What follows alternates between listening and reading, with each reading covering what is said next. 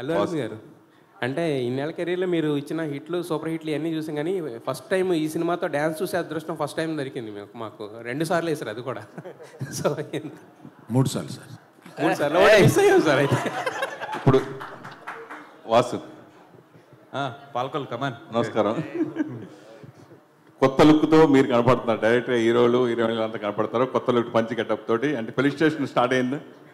ఇగో Tirupati flight దిగ్గానే సరాసరి అరవింద్ గారు వచ్చేస్తా. ఎప్పుడు అరవింద్ గారు మీటింగ్ నేను లేట్ వస్తా, ఈ పట్టన్నా ఫస్ట్ రావాలని చెప్పి ఫ్లైట్ దిగ్గానే అలాగే యాజ్ డీస్కి వచ్చేస్తా. నేను వచ్చేటప్పుడు మళ్ళీ ఆయన వచ్చేసారు, యాజ్ డీస్గా దెబ్బలు పడిపోయినాయి.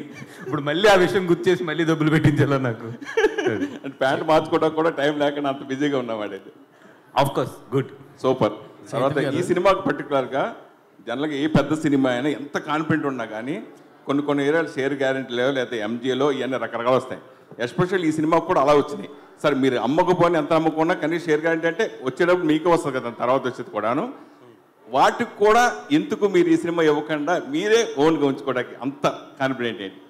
అంటే అది ప్యూర్ అరవింద్ గారు డెసిషన్ అండి. ఎందుకంటే ఇప్పుడు కొన్ని చోట్ల మంచి మంచి హైర్లు వచ్చినాయి చాలా సెంటర్లో. బట్ ఆయన ఏంటంటే ఇది మన సినిమా, మన కాన్ఫిడెంట్, మనమే రిలీజ్ చేద్దాం. దీని మీద ఏది వచ్చినా కూడా that is my responsibility. I don't want to put this responsibility on other heads అనేది ఆయన చాలా క్లియర్గా ఉన్నాడు. I respect his decision. అందుకని ఎక్కడ ఏ హైర్లు వచ్చినా ఏది వచ్చినా కూడా వద్దని చెప్పాము.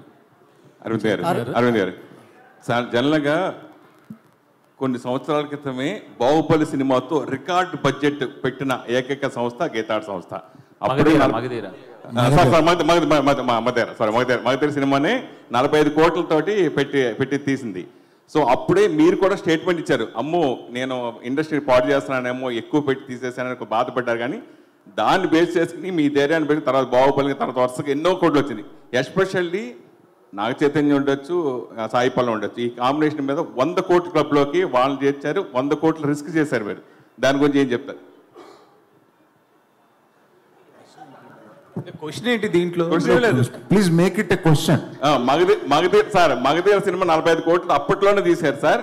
ఇప్పుడు అవి మించి 200 కోట్లు, 300 కోట్లు, 400 కోట్లు ద్రవ్యోత్పన్నం అంటే మన ఏమంటారు ఇన్ఫ్లేషన్. ఆ రోజు 40 కోట్లు, ఈరోజు ఇన్ఫ్లేషన్ తీసుకుంటే సుమారు 350 కోట్లు ఎంత ఉంటాయి. అవి తీసేస్తున్నారు కదండి 350 కోట్లు పెట్టి సినిమాలు. అందువల్ల ఆ రోజు నేను ధైర్యం చేస్తాను, ఇవాళ అందరూ ధైర్యం చేస్తున్నారు. దిస్ హ్యాస్ బికమ్ ది నామ్. ఇప్పుడు ఇవాళ తెలుగోడు సినిమా అన్నా, తెలుగు నిర్మాతలన్నా కూడా టోటల్గా అందరూ అలా తలెత్తి చూస్తున్నారు. దీనివల్ల అటువంటి ఖర్చు పెట్టినా కూడా అటువంటి సినిమాలు తీయగలిగిన డైరెక్టర్లు, దాన్ని మొయ్యగలిగిన యాక్టర్లు తెలుగులో ఉన్నారు. ఇది తెలుగు వాళ్ళ విజయం. అందరూ దాన్ని అప్రిషియేట్ చేస్తున్నారు. అరవింద్ గారు ఇక్కడ సార్, అరవింద్ గారు రాజు వేసినట్టు సార్. సో ఈ మధ్య నా ఫేక్ కలెక్షన్స్ అనేది బాగా డిస్కషన్ పాయింట్ అయింది సార్. దీని మీద మీ కామెంట్ ఏంటి? తండేల్ సినిమాకి ఒరిజినల్ కలెక్షన్ చూడొచ్చా? ఎవరు ఏం చేశారనేది కామెంట్ ఏంటి అనే దాని మీద ఇందాక చెప్పాను చూడండి. తండేలు విషయంలో మట్టుకు మేము కరెక్ట్గా వేస్తాము అంటే ఇంకొకటి వేయలేదు అని వస్తుంది. కరెక్ట్ కాదన్నమాట. అందుకని మీరు ఆ ట్రాప్లోకి నన్ను లాక్కండి.